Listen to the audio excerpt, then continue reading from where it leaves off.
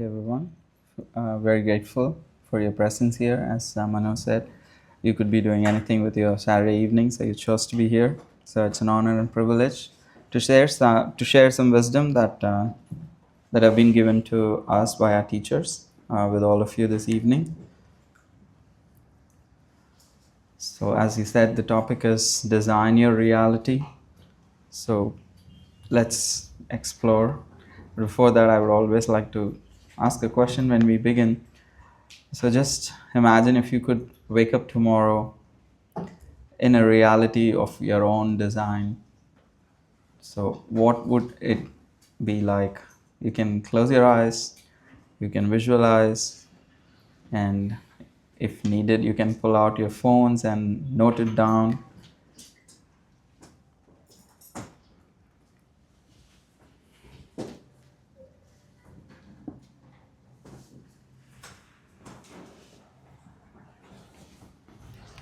So, where would you like to be? With whom you would like to spend your time? What kind of environment and people and influences and other parameters that you think will give you happiness? So, as you're visualizing, would anyone like to share some of your reality that you would like or that you design in your heart and mind?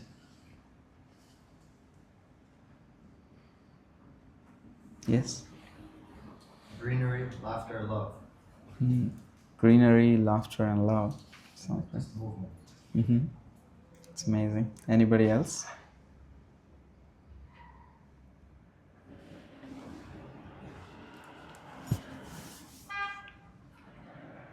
Yeah, like warmth, like self-sufficiency, Mhm. homesteading, love. Warmth and love. Yeah, I see. That's. Anybody else? Still designing? Busy? Okay. So I'm just asking this question because I'm trying to share this framework or an idea that how we all have these 5 worlds that we all live in or we could live in, and how these are the parts of reality and how much ability we have to design it. That's what we are trying to explore. So please remember that question, that again, like, you do have an opportunity to design your reality, and that's what we are trying to explore here in this topic. This is based on the Gita to some extent, but like kind of adapted, I would say. So these are the 5 worlds that can be like classified, like the physical world that we all live in, and we'll see what is the chosen world within this world, the kind of people that we like to spend time with, the kind of habits, content that we consume. So the chosen world, and also the inner world, the world that we all live here always, that inner world, and also the external world that we create based on our inner world, and also the spiritual reality. So we will explore these things one by one. So what do you think, out of these 5 worlds, which one you think is most important?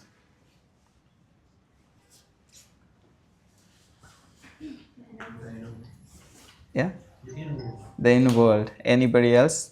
Any other options? What do you think is very important? One answer, the inner world. Yes? Yeah? The spiritual world? The spiritual world. Yes? All of it, because we're in it. Mm-hmm. All of it. Yes? Any other guess? There's no like a right or a wrong answer. Yeah?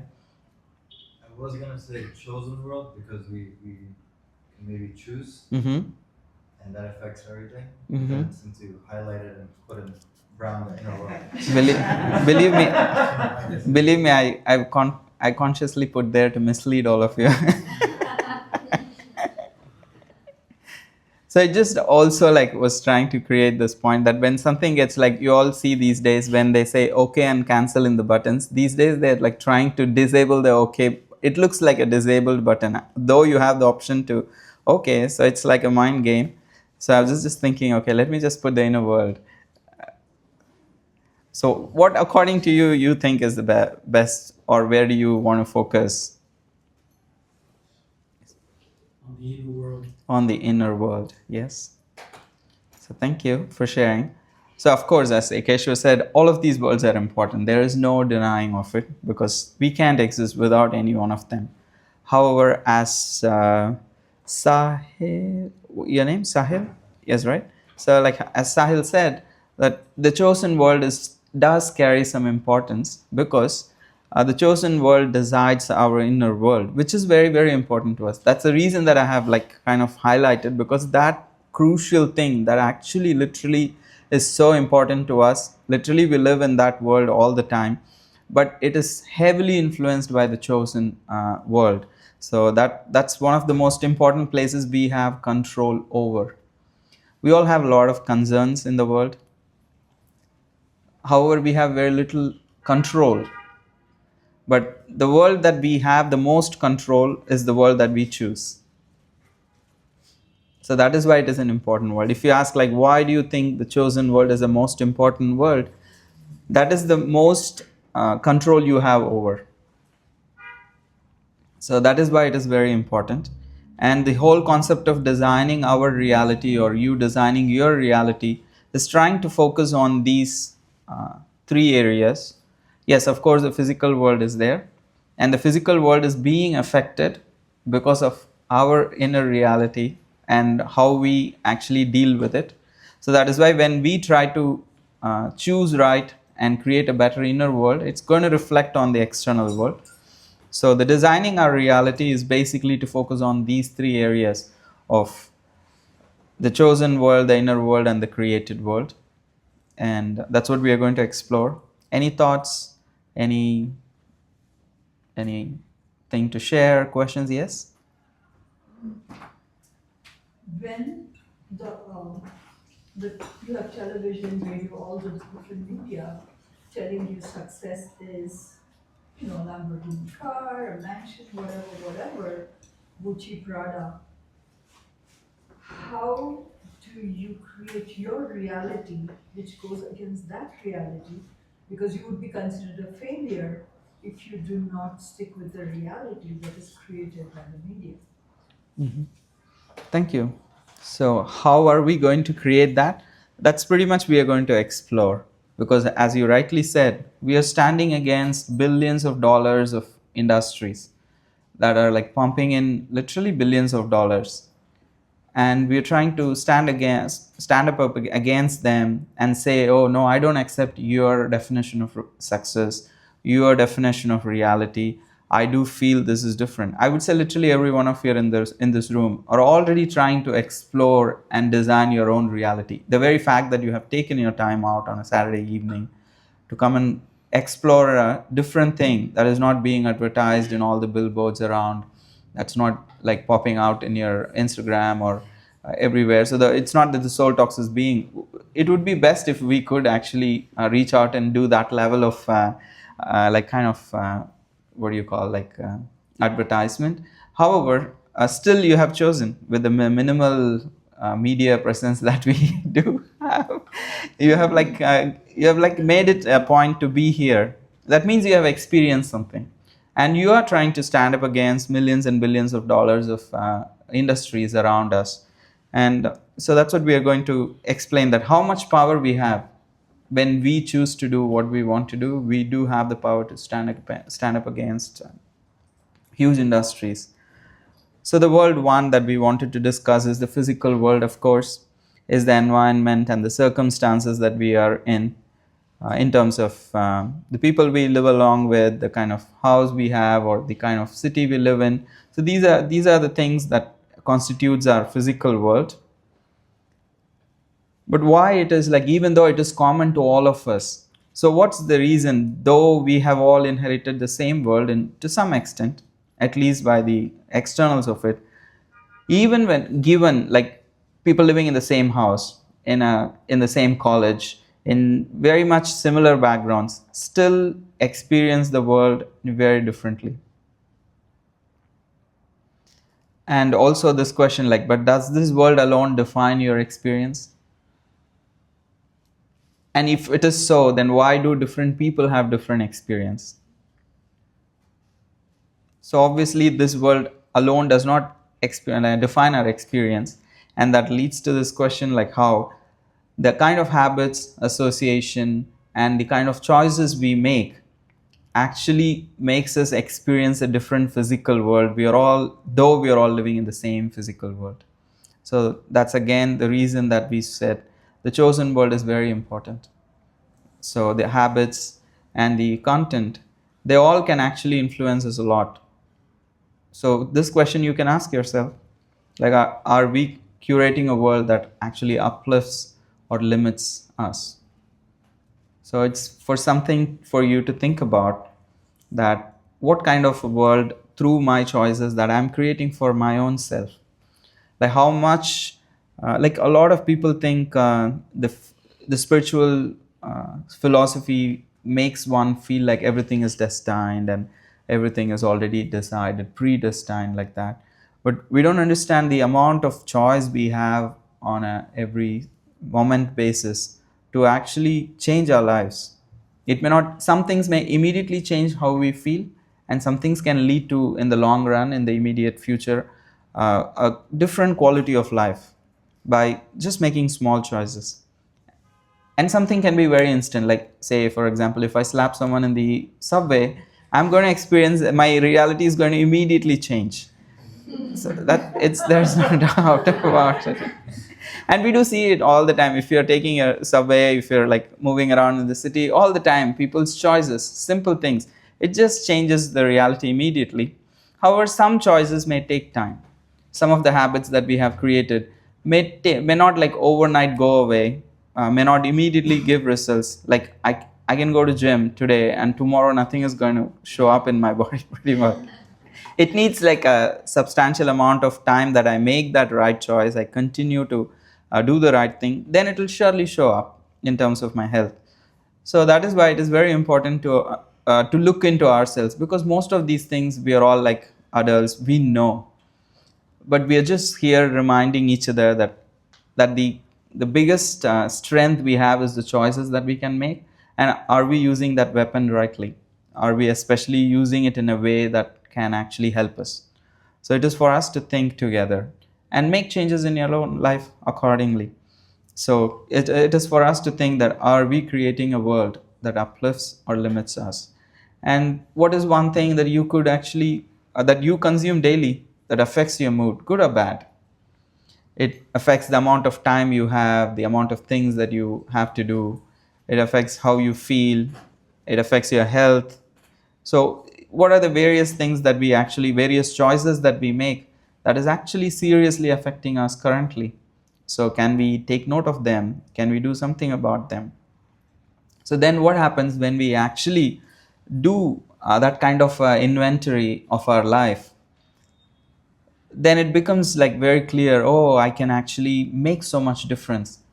But when we, it's not that none of us here in this room does not know what I'm sharing. We all know that. It's very much of a universal truth that I'm trying to share. But why don't we have the ability to change sometimes? Like we know what is right, what's wrong, and just by choosing this, I'm going to actually suffer, and still we feel like I don't have any strength to make the right choice, and we end up choosing the old ways, and then we continue to suffer. And though we know we have the inability, so that is why the bhakti insight for like how to refine your chosen world is to actually create the right kind of association. Because having good kind of friends, good kind of what do you call, association or friendships can actually change our consciousness in a very strong way. It can immediately inspire us, give us the strength to make the right choices. That's why we see all the times like clubs, Like people who are interested in health, they come together and they do something. People who are interested in ecology, they come together, do something. So all these associations and clubs exist because we all know that like-minded association can drastically improve our ability to make right choice. So this is the Bhakti insight for the world too. So if the chosen world needs to get better, you need to have better support system. So any thoughts, any questions? And also for her question, like how can we actually stand up against and like stand up against so much powerful media and propaganda and have the ability to stand up and say, oh no, I don't accept your definition of success, is to have the association of people who have that kind of ability. Manu, you want to say something? Yeah, yeah.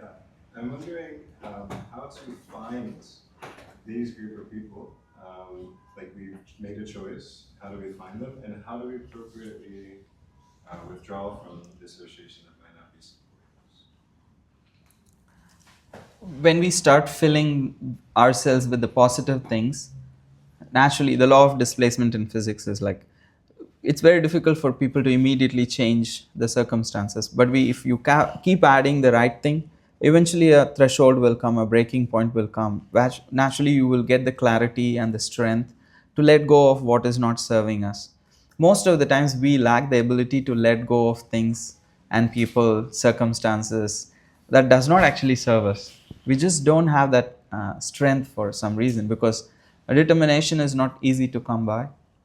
And when we start doing like making small choices, like when we go to gym, like we start with like a smaller weight and then gradually you increase, and so that like that whatever little ability to make the right choice, everyone has it. But even if we feel I have very little ability, still with that very little ability one has, if we make the right choice and consistently make it, then your strength is going to increase, and that's going to help you make a better choice. And that consistent ability, that consistent choice will again strengthen you. So eventually you will become like a superman or a superwoman who could make like right choices.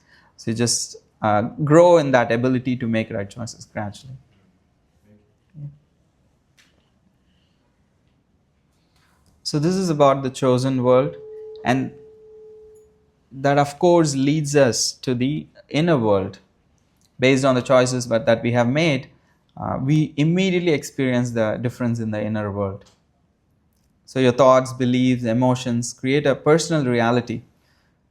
Sometimes we are in the same situation, someone is like disturbed, somebody is like, I don't understand why you're like so disturbed. Like you just cannot understand why the other person is actually going through what they're going through, because it's a reality that for many times that people have created in their own head. So because of their thoughts, beliefs and emotions, and it's very difficult to sometimes understand. And that's the very reason we do have the control to change it. If you change your thoughts, if you change your beliefs, if you can actually change the way you feel, naturally the right choices can create good experiences. So that's again to emphasize the chosen world, the power we have. So then the mind and perception can actually lead to, they say, right, mind can make hell out of heaven, or heaven out of, I'm not sure if it can make heaven out of hell, but surely hell out of heaven. So you don't see the world as it is. You see it as you are here. Whatever you have choices that you have made and whatever thoughts and emotions you have, accordingly you actually create a reality, and you see it again and again. Like most of the times people end up like breaking up with a person because they don't like that person, and they try hard and eventually land up with a similar person after some time. So it's just like a continuous cycle. People just make and break relationships because they cannot like somehow feel like they are caught up in that kind of a realm, which is like just again bringing them the same kinds of people, the same kinds of situations, because the universe is saying that you need to change, but we are not listening to it. So we haven't changed, we haven't made a different choice, we haven't made any different kind of an approach to life. So the reality is going to again repeat, they say, right? It is insanity to think that I'll do the same things repeatedly, but I'll get different results every time. So I won't change my choice. I'll just do the same things again, but every time I want a different result. But that's not how scientific it is. But that's how we somehow are wired to think. Maybe last time that's fine, but this time I think I'll get a better person. I'll make a better choice. So that's why it's very important. We don't see the world as it is. We actually see it as we are inside. So somebody may see failure as a setback. Another person may see it as a learning experience. So how we approach life, what kind of attitude we have, it all depends on the choice we have made of who we want to associate with, what we want to consume, what we want to relate to. Accordingly, our ability to handle life is completely going to be different. And that's the reality we create. And that's why people with a lot of money, still their inner world may be actually very troublesome and a lot of chaos, because it's just the external world that they have filled their external physical world with things and with money. They have great bank balance, and they may have followers on the social media. They have tried to create a change in the physical world, but they have forgotten to create any change in the inner world through the proper choices that they can make. So that's why it's very important to also approach life from a different dimension. So we all can think like, what's one belief that I hold so strongly that is shaping my reality currently more than I would like to believe or I would like to accept? There is for sure, there is one belief or some beliefs that currently we hold on to very tightly. It is our identity. We cannot let it go. Then we will not know who we are. And that's continuing to shape our reality so much. And we don't want to accept it within our own hearts. We don't want to accept it. But we are just going through, and it's creating our reality, and we are suffering, and then we are just going through that experience. We would like it to be different, but we are not ready to change the beliefs, not even acknowledge that I have this belief which is limiting me, which is not healthy for my life. So first step is, if we can actually accept that, okay, I do have these beliefs, these are not serving me, how can I actually let them go? So then surely we can shape a different reality. So based on the choices we make in the chosen world, our inner world could be very different. And the Bhakti insight is, how can I create an inner world which uh, which can be different from what I'm experiencing today? So the Bhakti idea or the advice is mantra meditation that we were doing in the beginning. So that could be sung, but that could also be personally, you could chant. You could just take the time to actually engage in that process of mantra meditation, because it helps clean the lens of perception, because mind is what we actually read the world through. It's not just these eyes. Say for example, if I've never saw a particular fruit, and if you show me, I'm like, I can't make anything out of it. I don't know whether it's a vegetable, it's a fruit, what is it? Is it edible, inedible? I don't know, because we see either through the mind or through the intelligence. So we don't just see through the eyes. So that's why it's a very important way that we keep that mind clean. And that mind is constantly being bombarded with so many things, impressions in this world. How do we actually regularly cleanse the mind so that it's clear and you have the sharpness and the focus and the purity, all? Like, have you ever seen, you have a camera and it has the ability to zoom in and zoom out. It's very important facility. And if you won't focus and you click an image, it's not going to come very clear. So you need to focus. But is that the only thing that gives you a clean image? Your lens also needs to be clean. So what if you had a great focus, but your lens is all covered with dust? Still the image is going to be distorted. So in this world, I would think focus is highly overrated in terms of the mind. Everybody's like, I want a focused mind, I want a focused mind. I'm like, yeah. A terrorist has a focused mind. Like, yes, that's okay. I can probably take that lesson from them. They have an amazingly focused mind. A lot of people in this world who don't do great things, which is productive, they have focused minds. It's not happening without focused minds. But I do understand, yes, we need to have focused minds. But what's more important is we all get a focused mind when we need it. Say tomorrow morning 2 a.m. you have a flight to catch, you get a focused mind. You know when to set your alarm, when to go to bed, when to pack everything. Of course, still people will be running around late and like there is chaos in the airport. But still, if we know what to do, we have the tendency to actually. Otherwise, just ask anyone in the room to wake up at 2 a.m. There's no way. Like even if you pay them, they're not going to wake up to it. Probably more people are awake, probably yet to go to sleep. But if you make them sleep at 9, probably they're not going to wake up at 2. But if there is a flight, the whole world moves around according. If when there is a priority, we all know how to focus.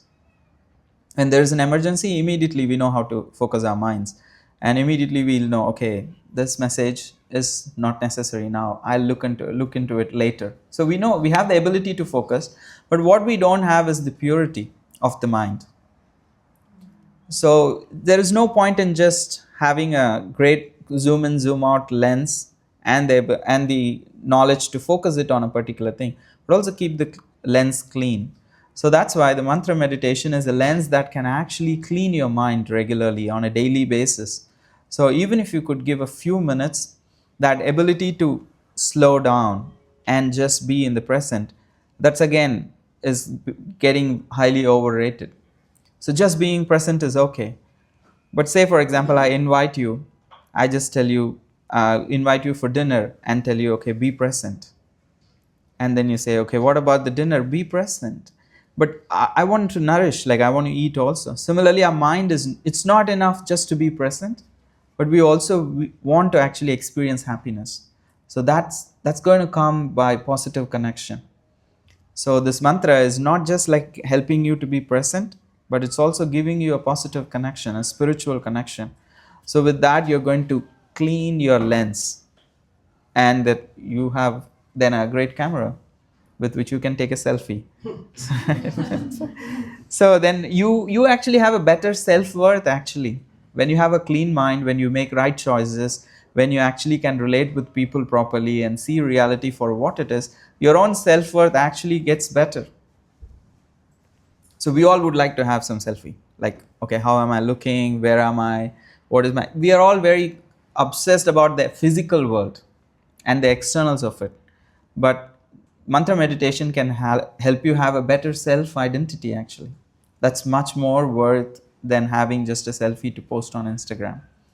So that's why the inner world can be very much influenced by the mantra meditation, and the chosen world will be very much influenced by the right kind of association you chose. And before we get into the next world, is there any thoughts, any questions that you want to, or anything that you want to share? Do you agree? Do you disagree? Yeah? You were talking about, if you're in hell, you cannot make it into heaven. But if things are bad, and I think reframing the situation, it won't make it heaven, but at least it will make it better. Tolerable. I think that's, I guess, the only solution to the problem. Yeah, that's absolutely, I agree with that. I was just like kind of thinking like, I don't want to say hell, but yeah, yes. I don't know how to articulate the question actually, but the question is, since we're talking about being aware of making the wrong choices and how to make the right choice, I think we make wrong choices because of FOMO, like keep making, like we see other people making that choice. So is there a mantra to not have FOMO? So yeah, the fear of missing out, though everybody is actually missing out, but still we don't want to, we think, we know they're all anyway missing, but still we don't want to, we want to make the same choice. Again, as I said, we have never experienced the beauty or the worth of making a right choice. We have never experienced how much it can transform our life. And if we experience a higher reality or a higher taste, then we will naturally know that we will not have a fear of missing out. Say for example, if I go for a dinner party and then I see I really like cheesecake, and if I see I get some cheesecake and I eat, I'm so full. And even if you get another variety of cheesecake, I'm not going to like bother much, like, because I'm like fully satisfied and I've had a good experience. I'm filled, so I won't bother that you're having two pieces and I had one piece, as long as I'm satisfied. But if I did not have anything, looking at you, then I may just have this fear of missing out. Oh, I don't have. So the crux, the mantra to actually not have fear of missing out is to personally be satisfied. So unless there is personal satisfaction, like Jim Carrey said, I wish everyone in this world became successful, famous, and rich, and they will know there is nothing here on the top. So unless we experience a strong satisfaction that is very, very deep, not shaken by every other circumstance and choices and situation and people, unless we experience that deep spiritual satisfaction coming from our connection with the Lord, our connection with the spiritual practice, our connection with a higher purpose in life, unless that experience is there, we will always be we'll always be in anxiety that we are probably missing out something. Does that answer your question? Okay. Yeah. So in my case, I always think of like when I'm in a state of contraction, right? About whatever it might be. Sometimes it could be like, yes, I'm missing out on X, Y, and Z, or like when I have the phone in my hand, the scrolling situation is like, oh my God, there's so much information. I want to know more.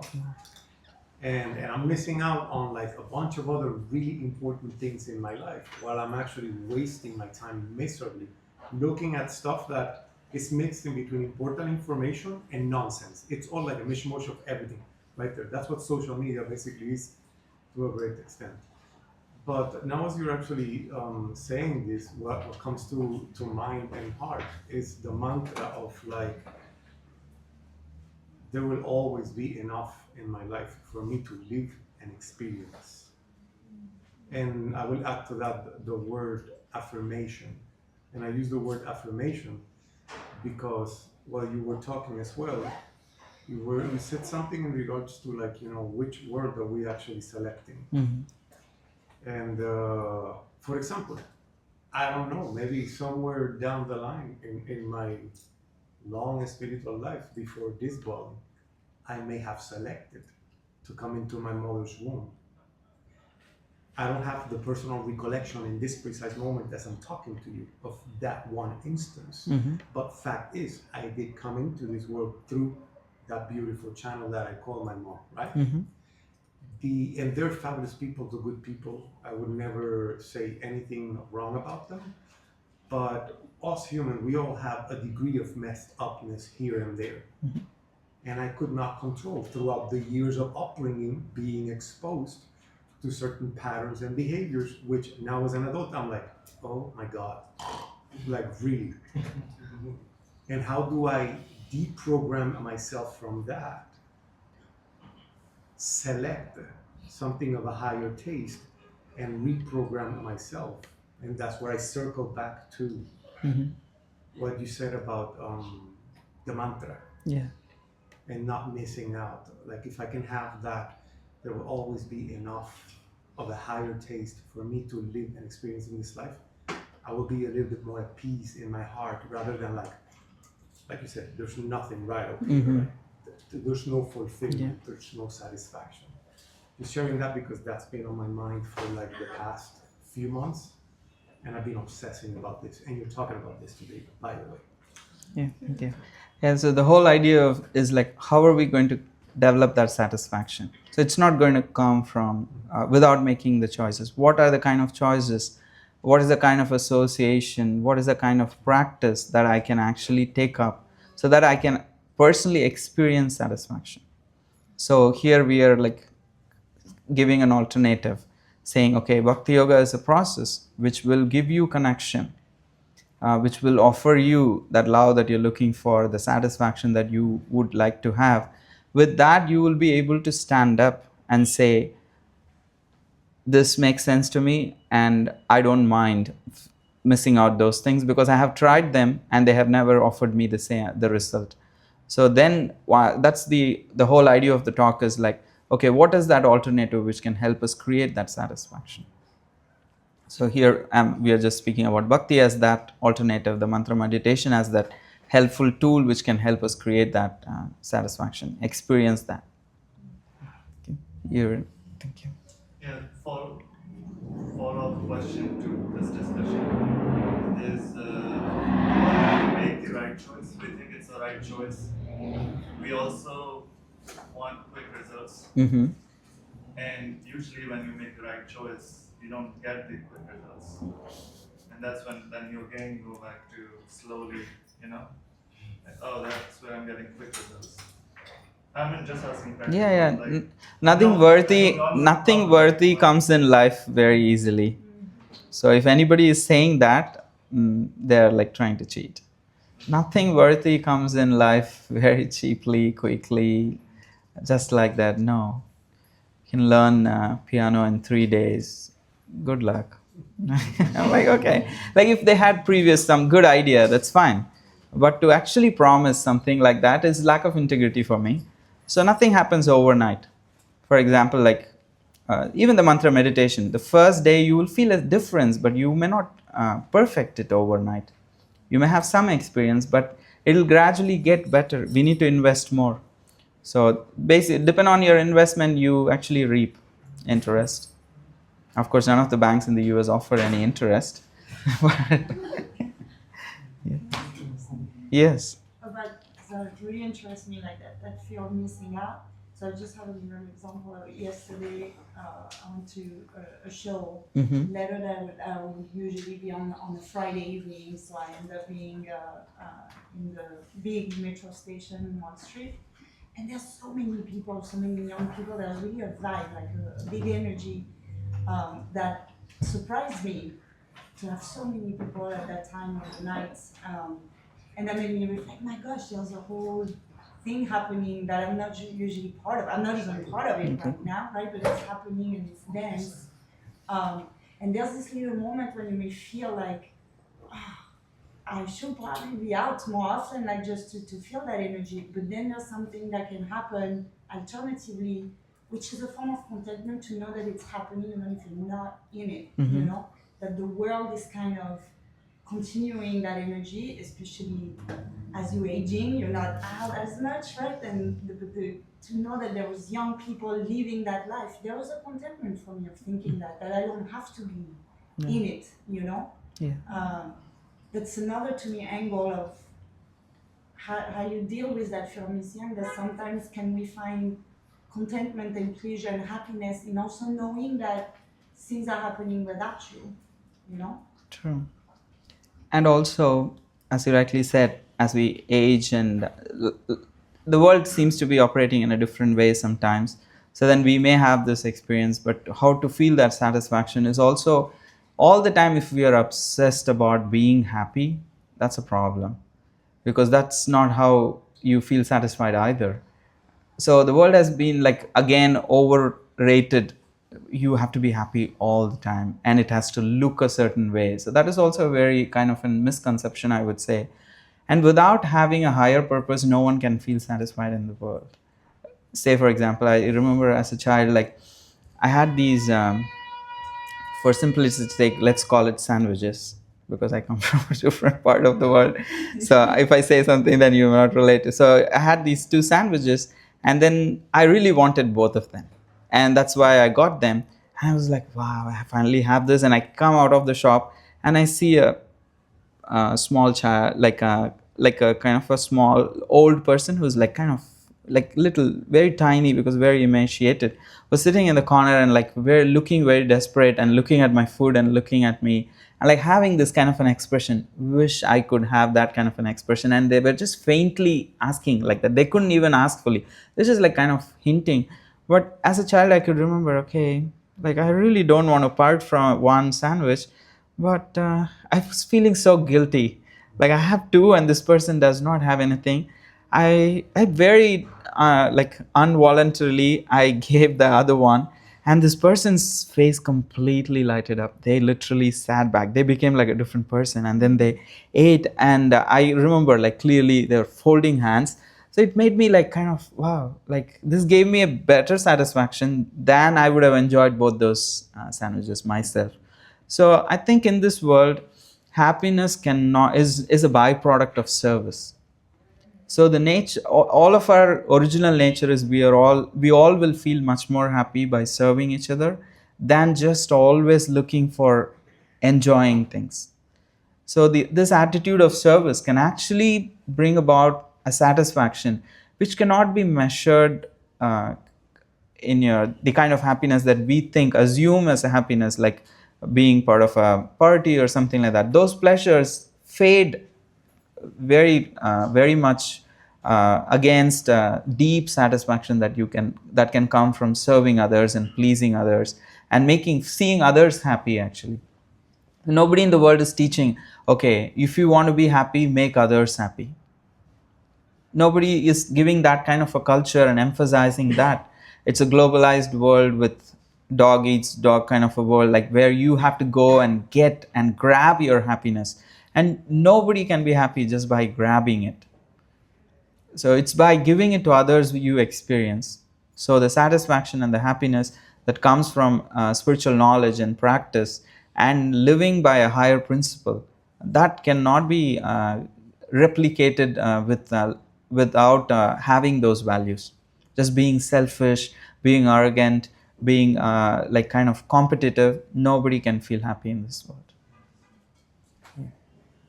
Promise, it's my last question. That's fine. It helps me actually speak. Like I have very little content otherwise. Since we're on the topic, let's finish this. Yeah. So sometimes, like to that example, it's very common. Like Saturday night, my friends are going bowling. I don't want to go because I don't like bowling, but I still have this like, oh, word is moving without me, and I'm also now in my 40s. I don't make a lot of new friends. So I don't want to. Sometimes I do things which I don't want to do, But then I just tell myself that, oh, they're not happy. They're like, But then you go into this like negative loop of thoughts. Like, why don't I want other people to be happy without me? And how to just like, have that energy in me where I'm just like happy for others. It's hard to do. Yeah. Like to be satisfied personally and also to be a well-wisher of others, that comes from a deep place. It is not very easy to just come. And if we have a deep satisfaction, then we can walk and the world will walk behind us. At least, if not the whole world, at least whoever is interested in such kind of quality things, they will walk behind us. So we don't need to if we expect the whole world to be with us always, agree and walk behind us, that never happens to anyone. So if you have a quality of life and if you really experience a deep satisfaction and you believe in it and you live for a higher purpose, when you walk, at least some part of the world will walk with you to actually give you company, to actually support you, to actually take help from you. So you will feel much more useful, much more worthy. That way you will actually feel I have a purpose to live and I have something to give to this world. So people who take from the world are hardly happy. People who try to give to the world are more happy. Yes. I just have a follow-up to what you just mentioned. I think our bodies often tell us what feels right and what doesn't. So if your body is telling you, I don't really want to go to this thing, but I'm going because fear, I think that's indication enough that there's also the other side, right? There's abundance in people who will do the things that you want to do. So it's having that faith that I can let go of this because I trust that if I do this, even if it's for a little while, I'm alone, I'm gonna find those people, So it's sort of like being unshakable in that faith or that abundance or that worthiness that the right people, like, you know, what he's saying, will sort of gravitate towards you as you fulfill your inner calling, your inner purpose, things like that. Thank you. I did see a hand there from a long time. Sorry. Yeah, yourself. Me? Yeah. Wow. For me, I think of it almost like brainwashing, and so with the media and with all these things, it conditions us. Mm-hmm. So Mano the other night was using an example about truth and like water, and the water can get muddy, Mm-hmm. but if you put it through a purifier, it's still gonna give you that pure water. Mm-hmm. So that really struck me, and just because I've been changing my whole life, like walked away from a career in entertainment in Los Angeles, came back to New York, and I'm just kind of shedding a lot of the old stuff that doesn't serve me anymore because of what I really want. Mm. But at the same time, like others, and you were sharing, we say, well, why do I still want that? Or why do I feel lonely? Or why do I get enticed by that car or that jewel or whatever? And for me, it's almost like a Rubik's Cube or something, or so.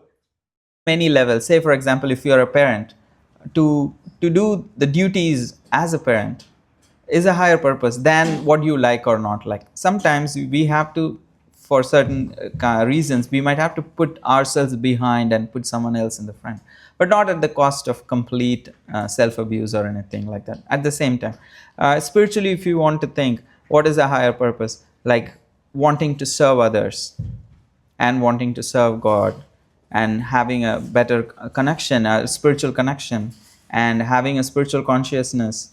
So these things can be higher purpose. So depending on the context, anything which is just beyond our selfishness in itself is a higher purpose, but it needs more context though.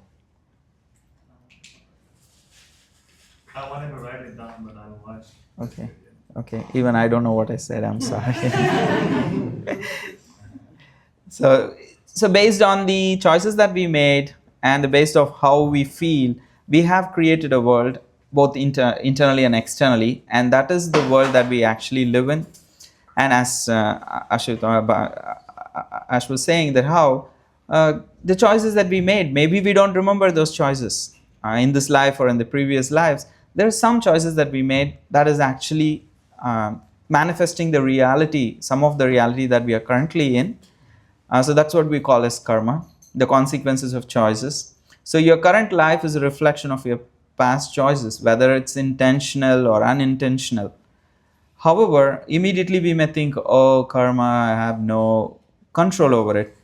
However, the idea of karma is to give us control, not to take away control from us.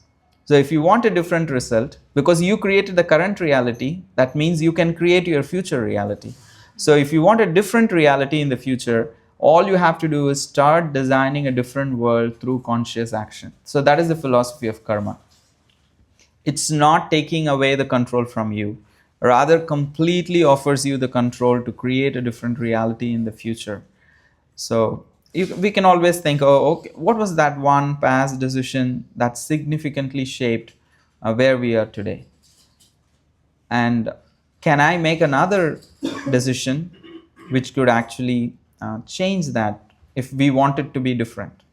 If we think, oh, I'm not happy with where I am today and I don't think the decision was right that I made in the past, is there a way I can make a better decision now? So eventually I'll be at a different place. So this whole consequences of the choices and the karma that we created offers us this created world through our own choices and karma. So the physical world is all common, but we all create our world through those choices and our own individual karma. The kind of family, the kind of circumstances, the kind of job, and so many other things. So some of those things are difficult to change, but we can actually respond better. And the Bhakti insight for this created world is like karma is not a punishment. It is not about punishment. It's a roadmap showing us how to refine our actions, how to take responsibility for our actions. So that's all is about karma. Karma is not a punishment. It's not about hell. It's not about heaven. It's about learning to make the right choices and refining our actions and thoughts. Any? Yes? Can you elaborate on the reality of karma and the reality that bhakti creates?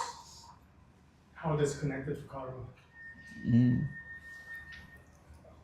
The reality that bhakti creates is basically the next topic, the world 5, the spiritual reality internally and externally that we want to experience. So this is the satisfaction we are speaking about. This is the higher purpose we are speaking about, the spiritual reality. It's not just a physically different world that we get there after we end this life.